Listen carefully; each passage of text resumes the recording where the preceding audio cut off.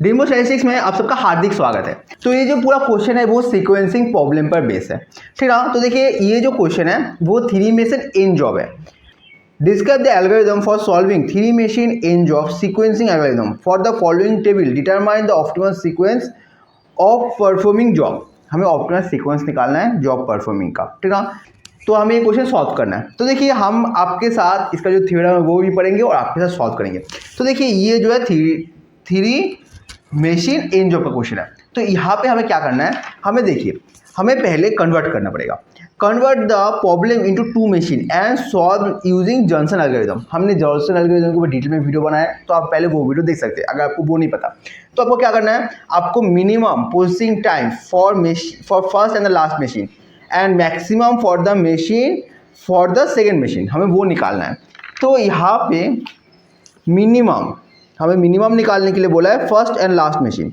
Minimum of A I क्या होगा, वो हो जाएगा आपका 2, ठीक है।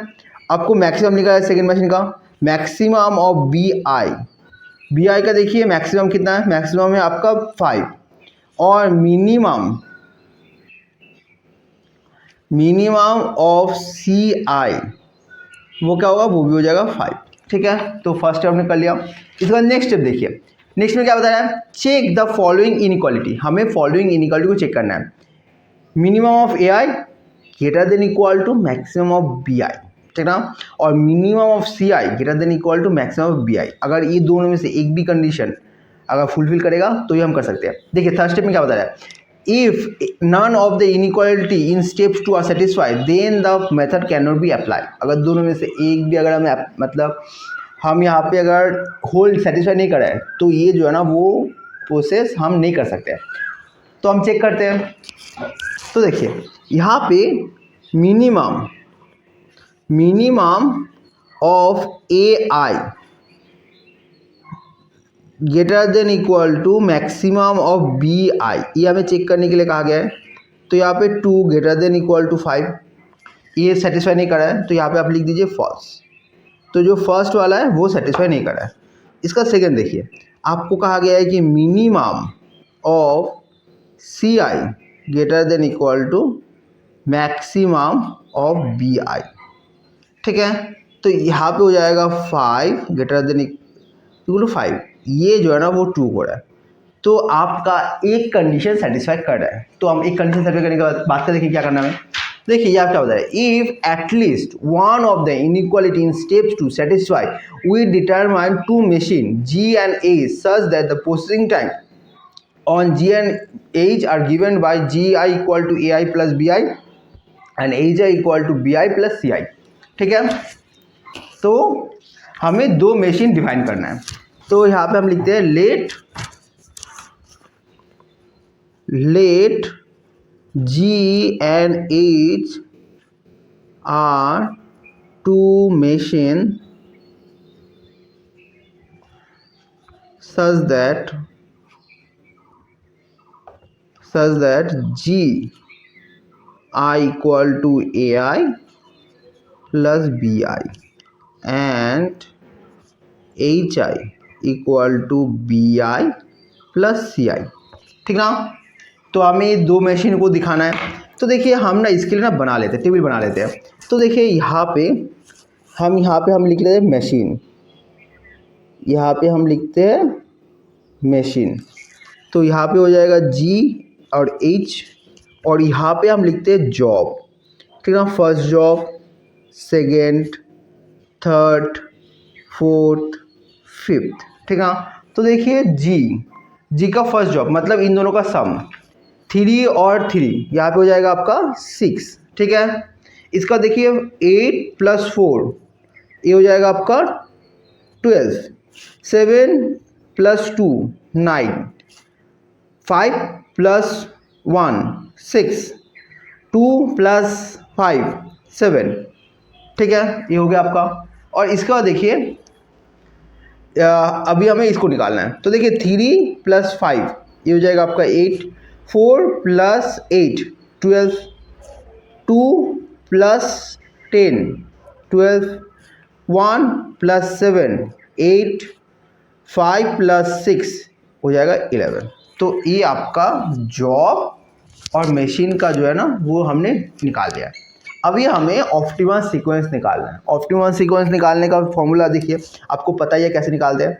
The optimal sequence of job is, job का ऑप्टिमल सीक्वेंस क्या है, ठीक ना, हमें वो देखना है। तो यहाँ पे हमें पता है कि अगर ए में से सबसे जो मिनिमम है वो पहले करना है हमें, ठीक ना। तो यहाँ पे देखिए, यहाँ पे 6 है, यहाँ पे 6 है, यहाँ पे भी 6 है। तो आप दोनों में से कोई भी जॉब पहले कर सकते हैं। तो अगर आप चाहे तो यहाँ पे 1 को हम पहले कर सकते हैं, इसके बाद 4 को कर सकते हैं। और देखिए बी में जो सबसे कम है हमें उसको सबसे लास्ट में करना है।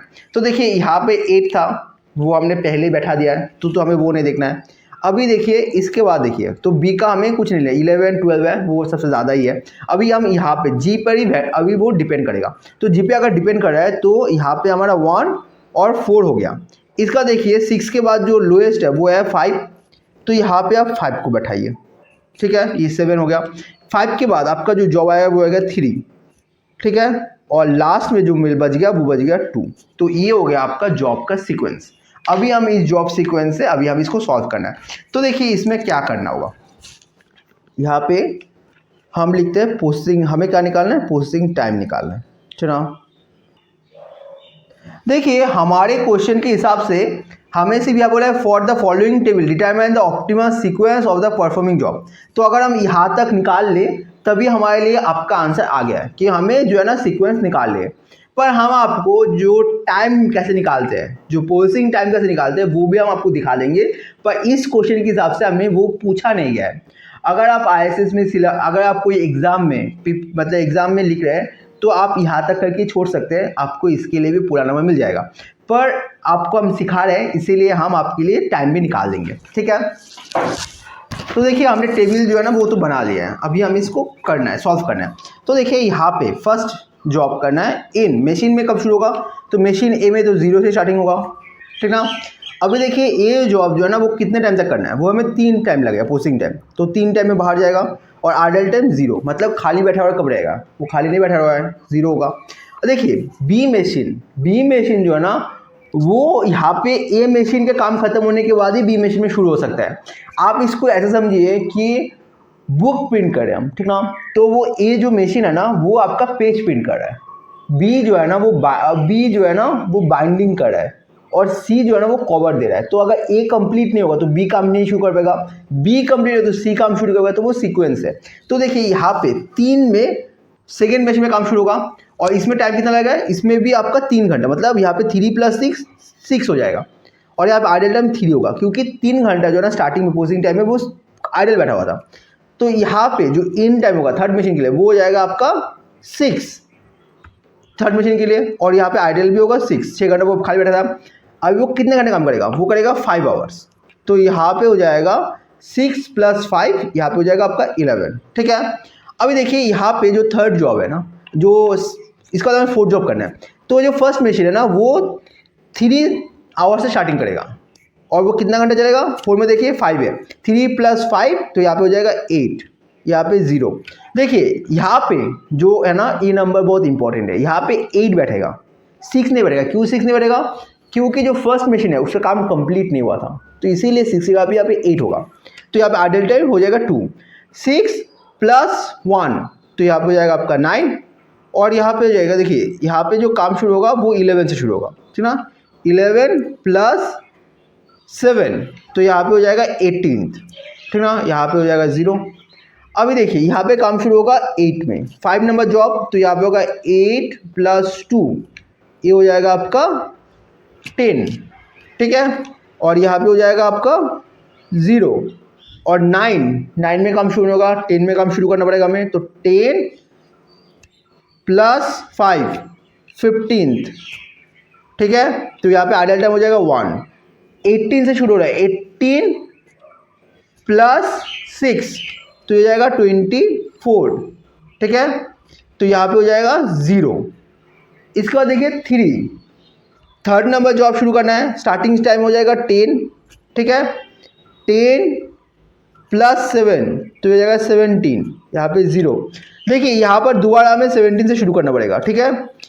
तो ये 17 से थर्ड नंबर जो +2 मतलब 19 में कंप्लीट होगा। यहाँ पर भी आपको 2 घंटा आइडियल टाइम था और यहाँ पे काम शुरू करना पड़ेगा 24 प्लस 10 तो हो जाएगा 34, यहाँ पे हो जाएगा 0। लास्ट जो है ना वो 2 है। 17 प्लस 8 वो हो जाएगा आपका 25, यहाँ पे 0।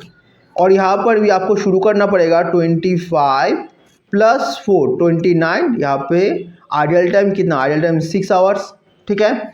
और यहाँ पे देखिए 34 प्लस 8 मतलब 42, ठीक है। तो यहाँ पे हो जाएगा 0। तो देखिए हमारा जो कंप्लीट टोटल प्रोसेसिंग टाइम यहाँ पे हो जाएगा 42 आवर्स। Total processing